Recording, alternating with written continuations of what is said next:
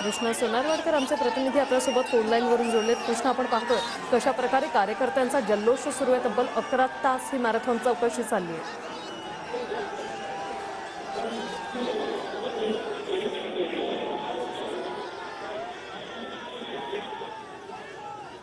तर आमच्या प्रतिनिधींशी लवकरात लवकर संपर्क साधण्याचा प्रयत्न करणार आहोत। मात्र संघर्ष योद्धा असं वर्णन रोहित पवार यांचं करण्यात आलेलं आहे।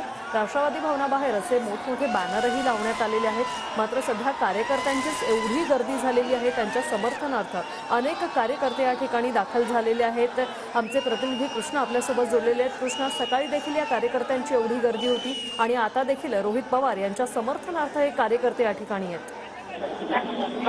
आपण पाहतो की रोहित पवार जवळपास 11 तासांच्या ईडी चौकशीनंतर ईडी कार्यालयातून बाहेर आले आहेत आणि सध्या एनसीपी त्यांच्याजवळ मोठा जल्लोष कार्यकर्त्यांचा जो साजरा केला जातो, फटाके फोडले जात आहेत, त्याबरोबर डीजेवरची गाणी सुद्धा लावली जात आहेत आणि एकच माझा रोहित साजरा अशा सुद्धा मोठ्या प्रमाणामध्ये दिल्या जात आहेत। आपण पाहतो की जवळपास 10:30 वाजल्यापासून त्यांची ईडी करून चौकशी केली जात होती आणि तेव्हा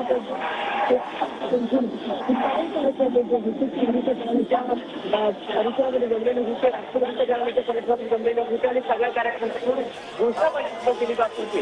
आता आपण पाहतो की डीजेवरची गाणी लावण्यात आलेली आहेत। रोहित पवार यांचं स्वागत केलं जाते, मोठा जल्लोष एनसीपीच्या कार्यालयाच्या परिसरामध्ये साजरा केला जातो आणि आता ई कार्यालयाच्या परिसरामध्ये हे सगळे कार्यकर्ते जे आहेत ते आता जल्लोष साजरा करतायत। रोहित पवार परिसरामध्ये हे सगळे कार्यकर्ते जे आहेत ते आता मोठा जल्लोष साजरा करतायत। रोहित पवार 11 तासानंतर बाहेर आलेले आहेत, त्यामुळे माध्यमांशी ते आता काय संवाद साधतात हे पाहणं महत्त्वाचं असणार आहे। कारण बारामती अॅग्रो प्रकरणामध्ये जवळपास 11 तास ईडीने याची चौकशी केली।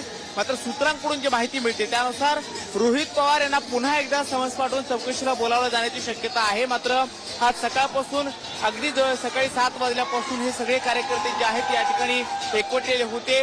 खास करून त्यांच्या मतदारसंघ म्हणजे कर्जत जामखेड मतदारसंघातून मोठ्या प्रमाणामध्ये लोक या ठिकाणी आलेले होते आणि युवा पदाधिकारी सुद्धा राष्ट्रवादीचे या ठिकाणी जमलेले होते।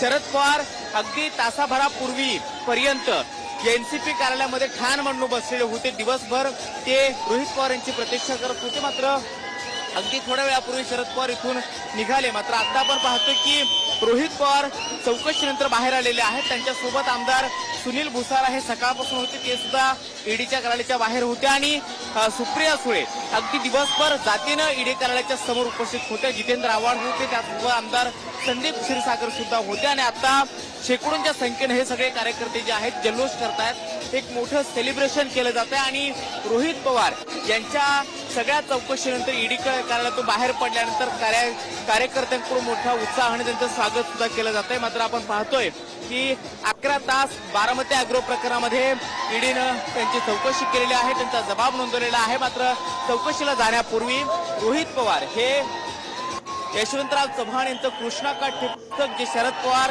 यांनी त्यांना भेट दिलेलं होतं, त्याचबरोबर सुप्रिया सुळे यांनी भेट दिलेली संविधानाची प्रत घेऊन ते चौकशीला सामोरं गेलेले होते आणि आता चौकशी झाल्यानंतर 11 तासानंतर रोहित पवार बाहेर आलेले आहेत।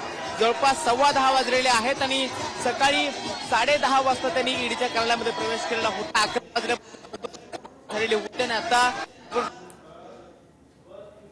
पवार यांचं स्वागत करतायत। प्रकारचा जल्लोष एनसीपी रोहित पवार यांनी समर्थकांना हात उंचावून अभिवादन केलेलं आहे। रोहित पवार आता काय बोलणार याकडे लक्ष लागलेलं आहे।